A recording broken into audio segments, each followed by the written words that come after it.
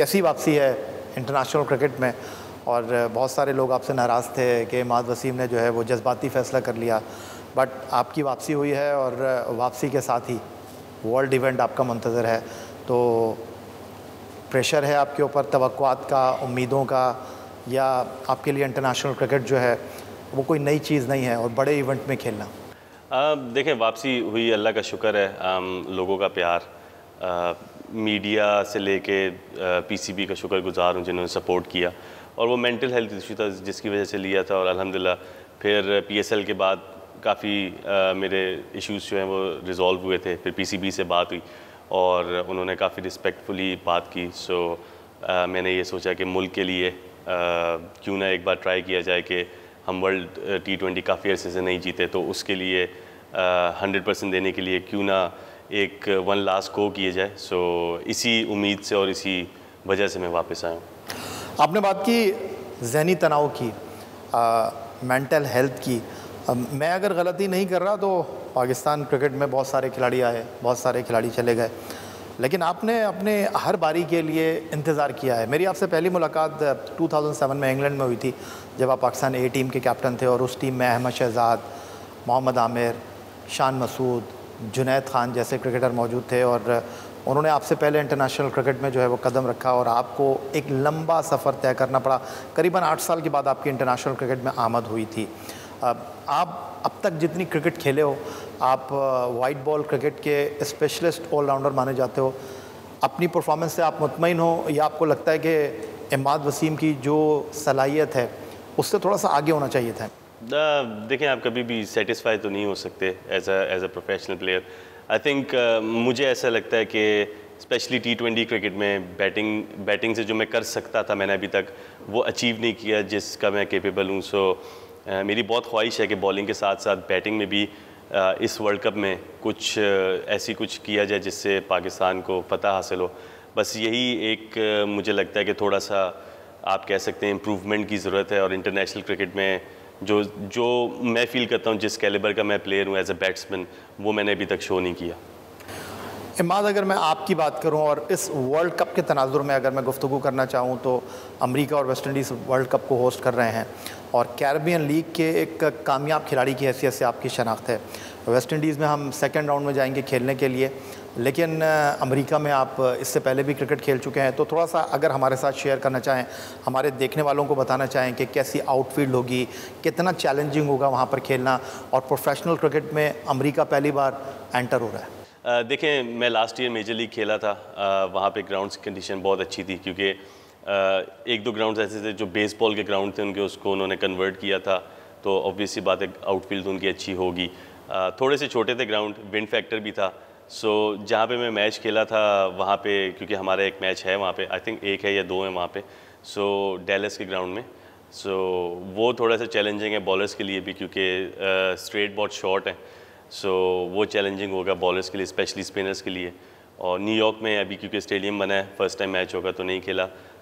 Fort Lauderdale जो Miami का, वहाँ CPL के काफ़ी मैचेस हुए हैं, उसमें भी थोड़ा सा बड़ा ग्राउंड है, लेकिन विंड जो है बहुत फैक्टर है पूरे US में। और कैरिबियन का तो आप लोगों को पता ही है कि उनका भी विंड एक फैक्टर होती है।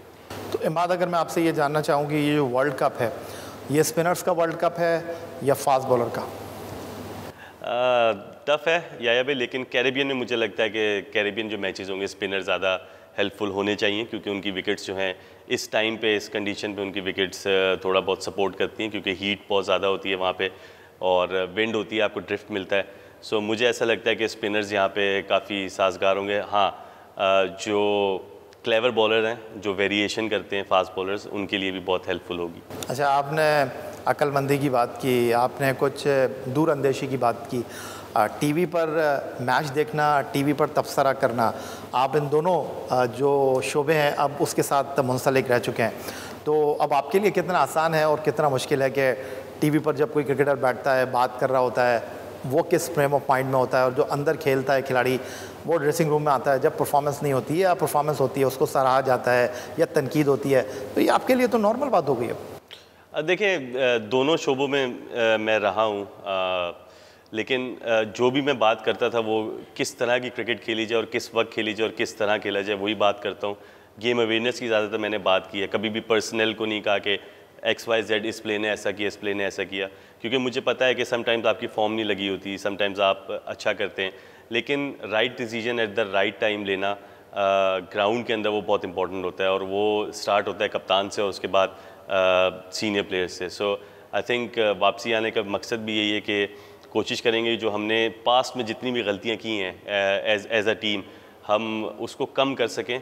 और देखें, फ़ाइनल खेलना बहुत बड़ी अचीवमेंट होती है किसी भी टूर्नामेंट का। हम लोग लास्ट फाइनल खेले थे, एक एशिया कप भी खेले थे, लेकिन अनफॉर्चुनेटली, और ये सच्चाई भी है कि फाइनलिस्ट को कोई याद नहीं रखता, लोग सिर्फ चैम्पियन को याद रखते हैं। सो हमारा एम यही है कि हम जब वहाँ से वापस आएँ तो हमें याद रखा जाए। सो एक ही एम और एक ही मकसद के लिए कि सिर्फ खेलने नहीं जा रहे, शिरकत नहीं करने जा रहे, जीतने जा रहे हैं, ट्रॉफ़ी लेने जा रहे हैं। बस उम्मीद यही है और नीयत भी यही है।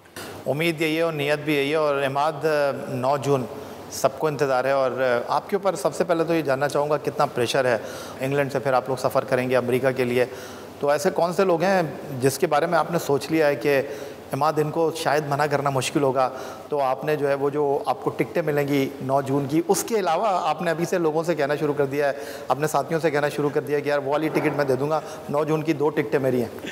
बिल्कुल, आप सही बात कर रहे हैं। आपको भी पता है कि कितना ज़्यादा 9 जून, क्योंकि आई थिंक मुझे ऐसा लगता है कि दुनिया क्रिकेट और दुनिया की स्पोर्ट्स में सबसे बड़ा गेम है, और ऑब्वियसली बात है हम पे भी प्रेशर होता है। जैसे मीडिया की भी हाइप होती है, मीडिया के लोगों को भी प्रेशर होता है, और आवाम का भी प्रेशर होता है। सो हम पे भी प्रेशर होता है। लेकिन प्रोफेशनल क्रिकेटर को एक चीज़, मुझे लगता है दोनों टीमों को एक चीज़ बहुत अच्छी तरह आती है कि हम उस टाइम पे उस हाइप को लेके नहीं चलते। हम कहते हैं यार ग्राउंड में हमने देखना है कि हम टैक्टिकल बैटल कैसे जीत सकें। सो प्रेशर बहुत ज़्यादा होता है, इसमें कोई डाउट नहीं। मैच पे तो मैं आगे चलकर बात करूंगा, लेकिन टिकट का मैं जानना चाह रहा हूँ कि मैच से पहले ये टिकटों को जमा करने का कितना प्रेशर होता है? अभी से मतलब एक वीक पहले से मुझे पता नहीं कितने लोगों ने कह चुका मेरी 2 टिकट्स, मेरी 3 टिकट्स, मेरी 2 टिकट्स, और मैं उनको कोई, आप देखें, आप ना करना भी बुरा लगता है और हाँ आप कर नहीं सकते, तो जवाब देना अजीब सा फील होता है। सो आई थिंक बहुत टफ होता है हर प्लेयर के लिए। आई थिंक मेरे लिए नहीं, सब प्लेयर्स के लिए, इवन आप लोगों के लिए भी होता होगा। आपको कितनी टिकटें मिलेंगी वैसे? मुझे कोई आइडिया नहीं आया भाई, क्योंकि लास्ट टाइम, क्योंकि चैंपियंस ट्रॉफी में जब मैंने फाइनल खेला था 2 टिकट्स मुझे मिली थी,